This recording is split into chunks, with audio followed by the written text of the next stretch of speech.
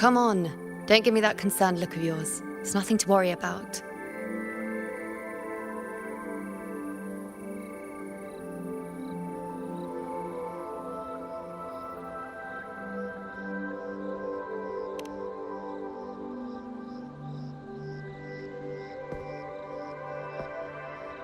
Wait. You have questions. Don't pretend you don't. Well, spit it out. It's only a minor injury. I can manage.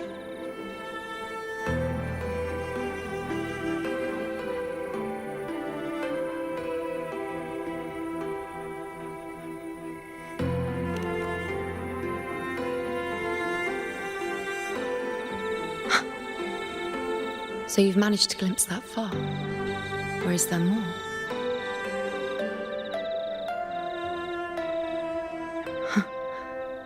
Just how many more surprises do you have for me? But I suppose only you could manage something like that. Grandmother Lilibet, the head priestess you met at the temple, once spoke of the unknowable void that is your fate.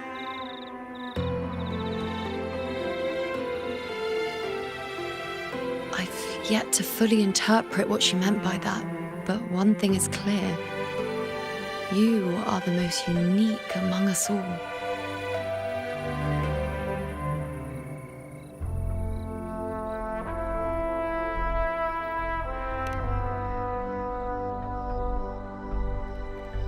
They were, as I once perceived through the sacred flames, the fate of Septimont.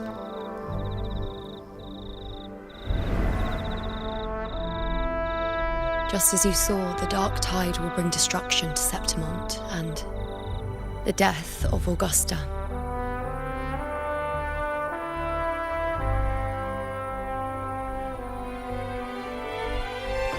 I don't know whether Raguna's predictions are actually true, but fate has given me no response but sorrow.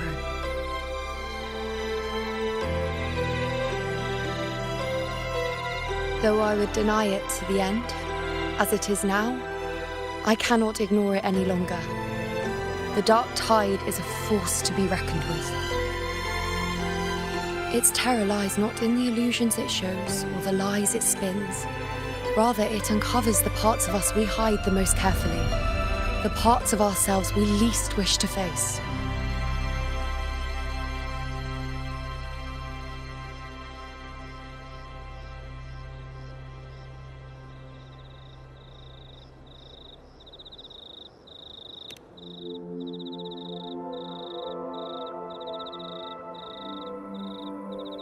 Never.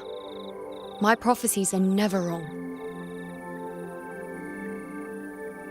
How I loathe this feeling, this helplessness, to know everything, to see everything, and yet be powerless to change a thing. Since we've come this far, might as well share a secret with you.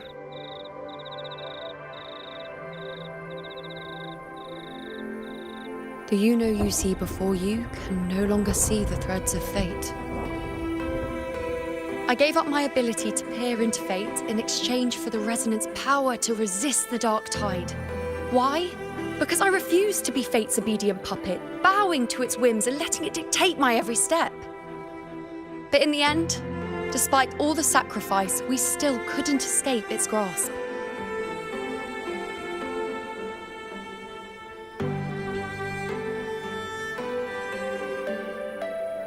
The dark figure we faced in Asphodel Barrens was, in fact, an embodiment of the dark tide.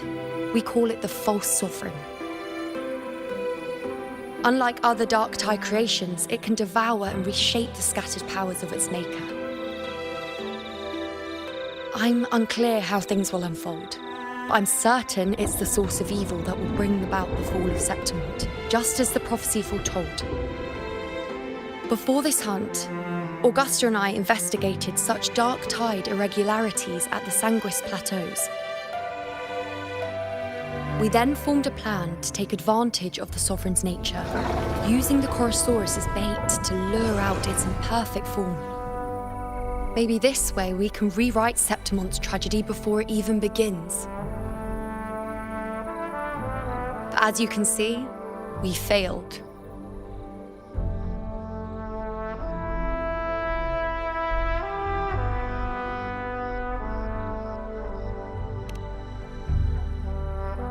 I do not know. Fate doesn't lie. Perhaps death is the only choice we're given in the end. But knowing Augusta, I'm sure that fool would fight till the bitter end. There is one thing I'm not certain about. For reasons I can't explain, the fate shown to me by the dark tide feels different from what I remember. What is it exactly?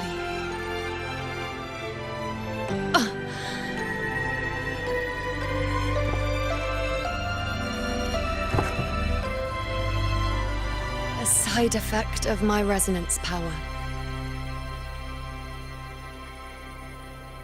The dark tide doesn't exactly show up in a stable form. My powers manifest its creations in exchange for a teensy piece of my existence. That's the price to pay, I suppose.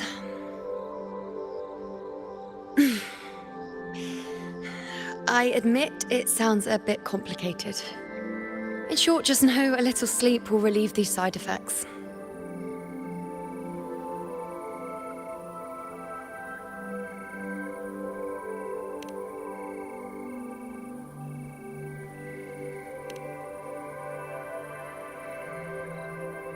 A fair point.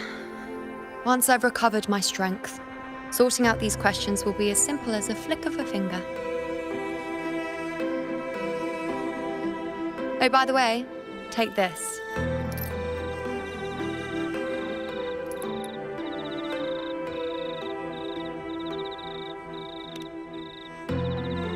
A lunarum bracelet containing a small portion of my resonance power.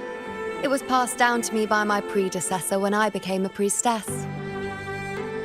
It's quite dear to me, you know, so be sure to take extra good care of it. And don't expect there'll be a spare if you lose it.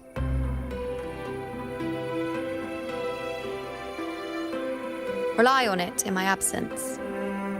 Who knows? It may even help fill in for me and help you and Augusta in my place.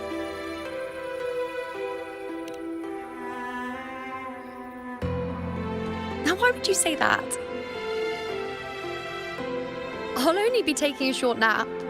Don't you or Augusta even dare think about leaving me behind, is that clear?